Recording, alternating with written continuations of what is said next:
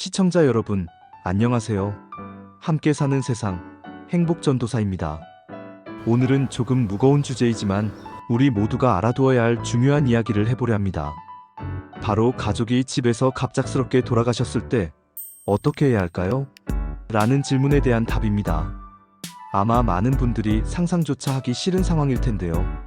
하지만 예상치 못한 순간에 닥칠 수 있는 일이기에 미리 알아두면 당황하지 않고 침착하게 대처할 수 있습니다. 저는 오늘 이 주제를 가지고 여러분과 함께 이야기 나눌 함께 사는 세상, 행복전도사입니다. 실제로 제가 겪었던 사례들과 함께 여러분이 꼭 알아두셔야 할 법적 절차와 주의사항들을 꼼꼼하게 설명해 드릴게요. 1. 그날 아무 생각도 나지 않았습니다. 초기 대응의 중요성. 한 의뢰인의 이야기를 들려드릴게요. 평소 건강하시던 80대 아버님이 아침에 갑자기 쓰러지셨습니다.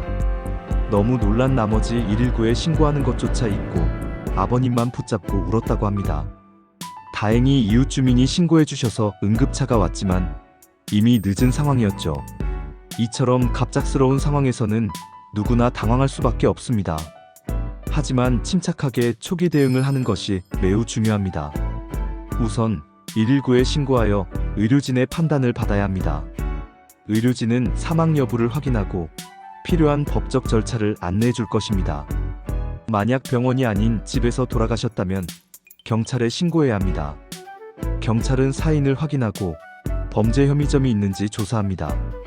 물론 대부분의 경우에는 자연사로 결론나지만 법적인 절차를 따르는 것이 중요합니다. 김성훈 변호사는 집에서 사망한 경우, 특히 지병이 없던 분이 갑자기 돌아가셨다면 반드시 경찰에 신고하여 사인을 명확히 해야 합니다. 이는 혹시 모를 법적 분쟁을 예방하는 가장 기본적인 조치입니다. 2. 사망진단서 꼼꼼하게 챙겨두세요. 사망진단서는 사망 사실을 공식적으로 증명하는 매우 중요한 서류입니다. 사망신고, 장례, 상속, 보험금 청구 등 각종 행정 절차에 필수적으로 필요합니다. 보통 병원에서 돌아가신 경우에는 담당 의사가 사망진단서를 발급해줍니다.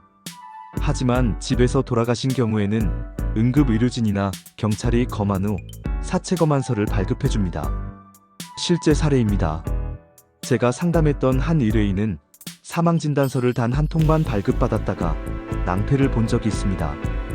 사망신고를 하고 나니 상속 절차에 필요한 등기소, 은행, 세무서 등 각 기관에 제출해야 할 서류가 너무 많았던 거죠. 결국 다시 병원에 가서 사망진단서를 재발급받아야 했습니다. 시간도 낭비하고 번거로움도 컸죠. 따라서 사망진단서는 최소 5통 이상, 넉넉하게 10통 정도 발급받는 것이 좋습니다. 3. 장례, 고인을 기리는 가장 아름다운 방법. 사랑하는 가족을 떠나보내는 슬픔은 이루 말할 수 없겠죠. 하지만 슬픔에 잠겨만 있을 수는 없습니다. 장례는 고인의 마지막 길을 배웅하고 남은 사람들이 슬픔을 극복하며 일상으로 돌아갈 수 있도록 돕는 중요한 의식입니다. 최근에는 장례 문화도 많이 바뀌고 있습니다. 전통적인 장례식 외에도 가족끼리 조용하게 치르는 가족장, 화려한 꽃장식으로 고인을 기리는 꽃길 장례, 자연 속에서 편안하게 잠들 수 있는 수목장 등 다양한 장례 방식이 있습니다. 장례 지도사 박오우님은 장례는 단순히 의례적인 절차가 아닙니다. 고인의 삶을 기리고 남은 가족들의 마음을 치유하는 소중한 시간입니다. 장례를 통해 슬픔을 나누고 서로에게 위로와 격려를 전하며 다시 일어설 힘을 얻을 수 있습니다. 4. 복잡하고 어려운 상속, 전문가의 도움을 받으세요. 상속은 피상속인의 재산을 상속인에게 이전하는 것을 의미합니다. 상속 절차는 생각보다 복잡하고 어렵습니다. 특히 상속인이 여러 명일 경우에는 재산 분할 문제로 갈등이 생기는 경우도 많습니다. 이럴 때는 변호사, 세무사 등 전문가의 도움을 받는 것이 좋습니다. 상속 전문 변호사는 상속 분쟁을 예방하고 상속인의 권리를 보호하며 합리적인 상속 방안을 제시해 줄 수 있습니다. 실제 사례입니다. 제가 맡았던 한 사건은 상속 재산 분할 문제로 가족 간의 갈등이 극에 달했던 경우였습니다. 아버님이 남긴 부동산의 가치가 크게 오르면서 상속인들 간에 더 많은 재산을 차지하려는 욕심이 생겼던 거죠. 결국 소송까지 갔지만 오랜 시간 동안 감정 싸움만 이어졌습니다. 제가 중간에서 객관적인 입장에서 각자의 주장을 듣고 법률에 따라 공정하게 재산을 분할하는 방안을 제시했습니다. 물론 모든 상속인들이 만족할 수는 없었지만 최소한의 갈등으로 상속을 마무리할 수 있었습니다. 세무사 최호님은 상속세는 세금 중에서도 가장 복잡하고 어려운 세금 중 하나입니다. 상속 재산의 평가 방법, 공제 항목, 세율 등 고려해야 할 사항들이 너무 많습니다. 따라서 상속세 신고는 반드시 세무 전문가와 상담하는 것이 좋습니다. 잊지 마세요. 보험금 청구. 대부분의 사람들은 사망보험에 가입되어 있습니다. 사망보험금은 갑작스러운 사고나 질병으로 가족을 잃은 유족들에게 경제적인 도움을 줄 수 있습니다.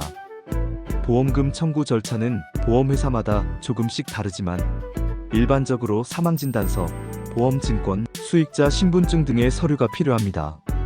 보험금 청구 기한은 보통 2년 이내이므로 잊지 말고 꼭 청구하시기 바랍니다. 혹시 고인이 가입한 보험이 있는지 잘 모르겠다면 내보험 찾아줌 사이트에서 미청구 보험금을 조회해 볼 수 있습니다. 실제 사례입니다. 제가 상담했던 한 의뢰인은 남편이 갑작스러운 사고로 사망한 후 보험금 청구를 잊고 지냈습니다. 그러다 3년이 지나서야 보험금을 청구하려 했지만 이미 청구 기한이 지나버린 후였습니다. 너무 안타까운 마음에 제가 보험회사에 사정을 이야기하고 특별히 보험금을 지급해 줄 것을 요청했습니다. 다행히 보험회사에서 의뢰인의 딱한 사정을 고려하여 보험금을 지급해 주기로 했습니다. 6. 디지털 유산. 깔끔하게 정리하세요. 최근에는 디지털 유산도 중요한 상속 대상이 되고 있습니다. 디지털 유산이란 고인이 생전에 사용하던 SNS 계정, 이메일 계정, 온라인 계정, 사진, 동영상, 문서 등의 디지털 정보를 의미합니다. 이러한 디지털 유산은 개인정보 보호 문제, 사생활 침해 문제, 재산 상속 문제 등 다양한 법적 문제를 야기할 수 있습니다. 따라서 고인의 디지털 유산을 안전하게 관리하고 적절하게 처리하는 것이 중요합니다. 정보 보안 전문가 김호우님은 디지털 유산은 개인 정보뿐만 아니라 중요한 금융 정보, 사업 정보 등도 포함될 수 있습니다. 따라서 디지털 유산을 안전하게 관리하고 상속 절차에 따라 적절하게 처리해야 합니다. 7. 슬픔을 나누고 서로에게 힘이 되어주세요. 사랑하는 가족을 잃은 슬픔은 그 어떤 말로도 위로할 수 없을 것입니다. 하지만 혼자서 모든 슬픔을 감당하려고 하지 마세요. 가족, 친구, 지인들과 함께 슬픔을 나누고 서로에게 힘이 되어주세요. 필요하다면 정신과 전문의나 심리 상담사의 도움을 받는 것도 좋습니다. 슬픔을 극복하고 다시 일상으로 돌아갈 수 있도록 자신을 아끼고 사랑하는 시간을 가지세요. 정신과 전문의 박오우님은 가족을 잃은 슬픔은 정상적인 반응입니다. 슬픔을 억누르거나 회피하려고 하지 말고 자연스럽게 받아들이고 표현하는 것이 중요합니다. 필요하다면 전문가의 도움을 받아 슬픔을 건강하게 극복해 나가세요. 오늘 제가 말씀드린 내용들이 여러분에게 조금이나마 도움이 되었으면 좋겠습니다.